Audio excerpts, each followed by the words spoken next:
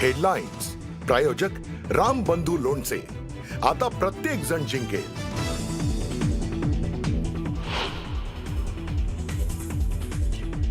फलटण उपजिल्हा रुग्णालयातील महिला डॉक्टरवर आत्महत्या प्रकरणातील आरोपी पोलीस उपनिरीक्षक गोपाळ बदने पोलिसांसमोर हजर। रात्री स्वतःहून रिक्षाने येऊन फलटण शहर पोलीस ठाण्यात हजर।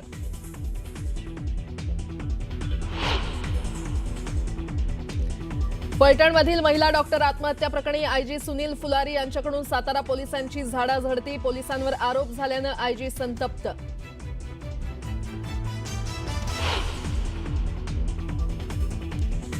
महिला डॉक्टर राहत असलेल्या घराला कुलूप लावलं असल्याने हॉटेलवर राहण्याची वेळ। आत्महत्या प्रकरणात नवी माहिती समोर।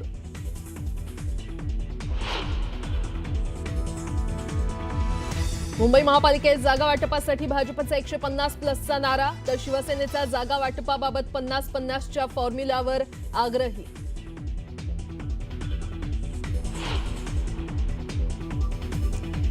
पुण्यातील जैन बोर्डिंग प्रकरणातील आरोपानंतर मुरलीधर मोहोळ यांनी घेतली जैन मुनींची भेट। मोहोळ यांच्या समोरच जैन बांधवांची घोषणाबाजी।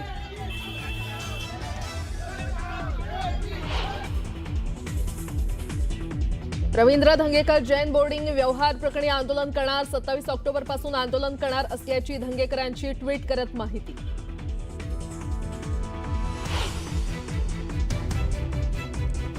धंगेकरांना जो निरोप द्यायचा तो दिलाय। एकनाथ शिंदेंचं वक्तव्य, महायुतीत मतभेद होता कामा नये, धंगेकरांना सुनावलं।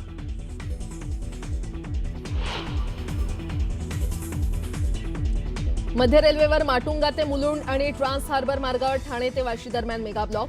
वेळापत्रक पाहून बाहेर पडण्याचं प्रशासनाचं आवाहन।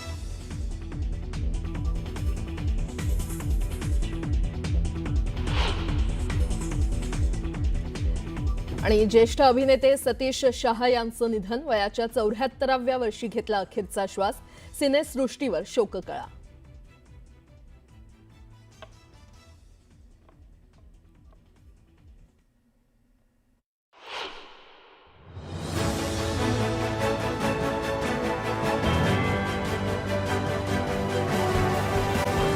आता पाहणार आहोत सकाळच्या महत्त्वाच्या 100 बातम्या अतिशय वेगवान स्वरूपात। सुरुवात करूयात। महिला डॉक्टरच्या आत्महत्या प्रकरणातील आरोपी प्रशांत बनकरला 4 दिवसांची पोलीस कोठडी सुनावण्यात आलेली आहे। आरोपी प्रशांत बनकरला फलटणमधूनच अटक करण्यात आली। महिला डॉक्टरनं सुसाईड नोटमध्ये प्रशांत बनकर याच्यावर छळाचा आरोप केला होता। महिला डॉक्टरची आत्महत्या गुरुवारी रात्री 10:30च्या सुमारास उघड झाली होती, तर आरोपी प्रशांत बनकरच्या कुटुंबियांनी त्याच्यावरील सर्व आरोप खोडून काढले। प्रशांत बनकर हा निर्दोष असून महिला डॉक्टरच त्याला सतत त्रास देत होती असा आरोप त्याच्या बहिणीनं केलाय। महिला डॉक्टरच्या आत्महत्या प्रकरणातील मुख्य आरोपी गोपाळ बदने अजूनही फरार। खरं तर तो कालपर्यंत फरार होता, मात्र गोपाळ बदने यानं स्वतः रात्री पोलीस ठाण्यामध्ये येऊन पोलिसांसमोर तो हजर झाला। दरम्यान मुख्यमंत्री देवेंद्र फडणवीसांनी महिला डॉक्टरच्या आत्महत्या प्रकरणात कोणालाही सोडणार नसल्याचं म्हटलंय, तर विरोधकांनी राजकारण करू नये असं म्हणत त्यांनी टीका केली आहे। फलटणमध्ये आत्महत्या केलेल्या महिला डॉक्टरच्या कुटुंबियांची आमदार प्रकाश सोळंके यांनी भेट घेतली। यावेळी त्यांनी कुटुंबियांचं सांत्वन केलं। दरम्यान या प्रकरणातील दोषींवर कठोर कारवाई करण्याची मागणी आपण करणार असल्याचं सोळंके म्हटले।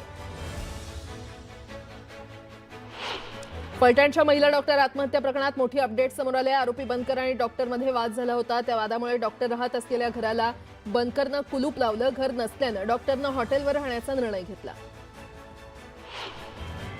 डॉक्टर महिला आत्महत्या प्रकरणात बनकर कुटुंबाने आरोप केल्यानंतर महिला डॉक्टरच्या कुटुंबाने त्याला प्रत्युत्तर दिलंय, तर हातावरती नाव घेतलेल्या सर्व आरोपींना कठोर कारवाई करा अशी मागणी देखील कुटुंबाने केली आहे। फलटणमधील महिला डॉक्टरच्या आत्महत्या प्रकरणात एका खासदाराचंही नाव समोर आलंय। मयत डॉक्टरच्या कुटुंबियांसह विरोधकांनी थेटपणे यात भाजपचे माजी खासदार रणजित सिंह नाईक निंबाळकर यांचं नाव घेतलंय। यावरून विरोधक आणि सत्ताधाऱ्यांमध्ये जुंपल्याचं पाहायला मिळतंय। फलटणमधील डॉक्टर आत्महत्या प्रकरणी आयजी सुनील फुलारी यांच्याकडून सातारा पोलिसांची झाडाझडती घेण्यात आली। प्रकरण योग्य पद्धतीने हाताळलं नसल्यानं आयजींनी अधिकाऱ्यांना सुनावलं असल्याची माहिती न्यूज 18 लोकमतला सूत्रांनी दिली आहे। महाविकास आघाडीचे आणि मनसेचे नेते मंगळवारी दुपारी 12:30 वाजता मुंबई पोलीस आयुक्तांची भेट घेणार आहेत। यामध्ये मोर्चाच्या परवानगीविषयी पोलीस आयुक्तांशी नेते चर्चा करणार असून परवानगीबाबत मुंबई पोलिसांना पत्र दिलं जाणार आहे। सिंधुदुर्ग जिल्ह्यामध्ये आम्ही मैत्रीपूर्ण लढाईसाठी तयार आहोत. शिवसेनेसारखं भाजपनंही नगरपालिका स्वबळावर लढवण्याची तयारी केली असल्याची माहिती नितेश राणे यांनी दिली आहे. भाजपकडून सुद्धा सावंतवाडी आणि वेंगुर्ल्यामध्ये बैठका घेण्याचं सत्र सुरू असल्याचं राणेंनी म्हटलं. दौंड नगरपालिकेमध्ये मतदार यादीवरून राडा झालंय. राष्ट्रवादी काँग्रेस पक्षाच्या प्रवक्त्या वैशाली नागवडे आणि वीर धवल जगदाळे आक्रमक झालेत. मतदार यादीतील नावं कोणतीही पूर्वसूचना न देता दुसऱ्या प्रभागात टाकल्यानं या प्रकरणी मुख्याधिकाऱ्यांना जाब विचारलाय. जिल्हा परिषद पंचायत समिती निवडणुकीमध्ये आमच्या विचाराचे सदस्य निवडून दिले तर तुम्हाला विकास निधीसाठी कुठेही जाण्याची गरज नाही, असं वक्तव्य पुन्हा मंत्री एकदा नितेश राणे यांनी केलं. मुरलीधर मोहोळ यांनी पहिल्यांदाच जैन बोर्डिंग इथे जाऊन जैन मुनींची भेट घेतली. तिथे जैन मुनी आणि मुरलीधर मोहोळ यांच्यामध्ये चर्चा झाली. मोहोळ यांनी जैन समाजाला अपेक्षित असा निर्णय घेण्यात येणार असल्याचं म्हटलंय. मोहोळ यांनी जैन मुनींची भेट घेतल्यानंतर जैन समाज चांगलाच आक्रमक झाल्याचं पाहायला मिळालं. मोहोळ यांच्यासमोरच जैन समाजानं जोरदार घोषणाबाजी केली. त्यामुळे मोहोळ यांना जैन समाजाच्या रोषाचा सामना करावा लागला. त्यानंतर मोहोळ यांनी काढता पाय घेतला. जैन मुनींसोबत सकारात्मक चर्चा झाली, मात्र 2 लोक सोडलेली त्यांनी घोषणाबाजी केली असा आरोप केंद्रीय राज्यमंत्री मुरलीधर मोहोळ यांनी केलाय.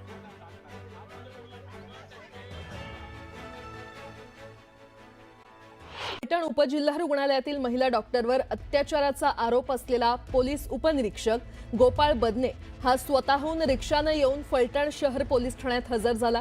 फलटण इथे महिला डॉक्टरनं हॉटेलमध्ये गळफास घेऊन आत्महत्या केली होती. या प्रकरणानंतर संपूर्ण राज्यात प्रचंड खळबळ उडाली. आरोपी PSI बदने हा या घटनेनंतर फलटणमधून पसार झाला होता.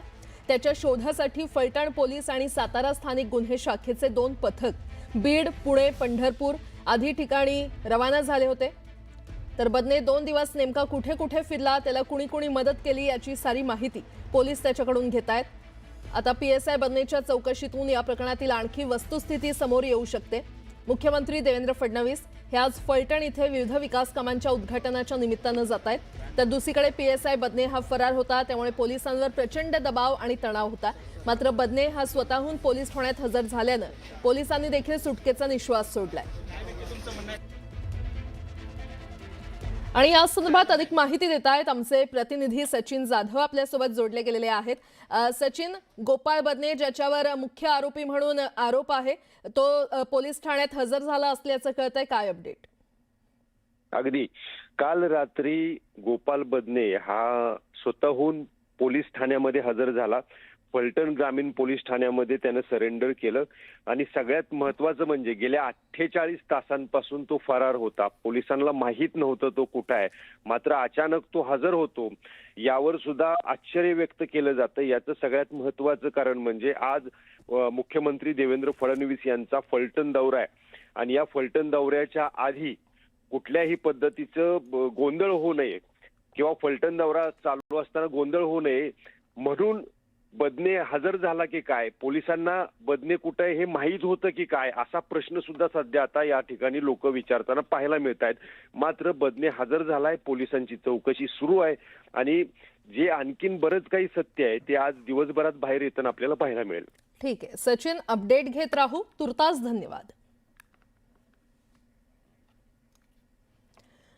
फलटण येथील उपजिल्हा रुग्णालयामध्ये कार्यरत महिला डॉक्टरनं आत्महत्या केली आणि तिच्या कुटुंबियांची मंत्री पंकजा मुंडे यांनी बीडमधील तिच्या गावी जात भेट घेतली आहे. यावेळी त्यांनी डॉक्टर तरुणीच्या कुटुंबियांचं सांत्वन केलं. मुख्यमंत्री देवेंद्र फडणवीसांना भेटणार असून या प्रकरणाची वरिष्ठ अधिकाऱ्यांकडून चौकशी झाली पाहिजे असं पंकजा मुंडे म्हटल्यात. कुणालाही पाठीशी घातलं जाणार नाही, आरोपींना कठोर शिक्षा होईल असं सांगत कुटुंबियांना पंकजा मुंडे यांनी धीर दिलाय.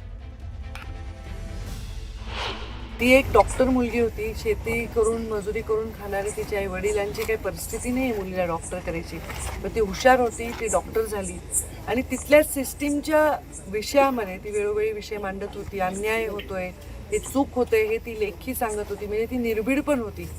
तर अशा मुलीवर ही वेळ का आली असावी आणि त्यामध्ये कोण जबाबदार आहे, तिच्यावर ही वेळ आणण्यामध्ये किंवा आणखी काय घडलंय याची चौकशी डिटेल झाली पाहिजे, फास्ट झाली पाहिजे, हा आग्रह माझा असेल. मी स्वतः मुख्यमंत्र्यांना मंगळवारी भेटणार आहे. हा गंभीर विषय आहे मी स्वतः आदरणीय देवेंद्रजी फडणवीस यांना भेटणार आहे, बोलणार आहे. वरिष्ठ अधिकाऱ्याकडनं निपक्षपातीपणे याची चौकशी झाली पाहिजे. कोणालाही पाठीशी घालतंय असं जराही परिवाराला आणि लोकांना वाटलं नाही पाहिजे, असा आग्रह मी धरणार आहे. फलटणमधील महिला डॉक्टरच्या आत्महत्या प्रकरणात एका खासदाराचंही नाव समोर आलंय. या मुद्द्यावरून राजकारण तापल्याचं पाहायला मिळतंय. मयत डॉक्टरच्या कुटुंबियांसह विरोधकांनी थेटपणे यात भाजपचे माजी खासदार रणजित सिंग नाईक निंबाळकर यांचं नाव घेतलंय. यावरून विरोधक आणि सत्ताधाऱ्यांमध्ये जुंपल्याचं पाहायला मिळतंय.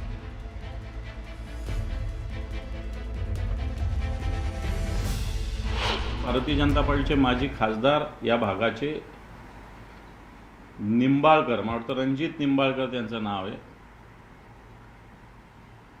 31/7/2025 रात्री राजेंद्र शिंदे आणि नाग टिळक नावाचे त्यांचे पी आहेत,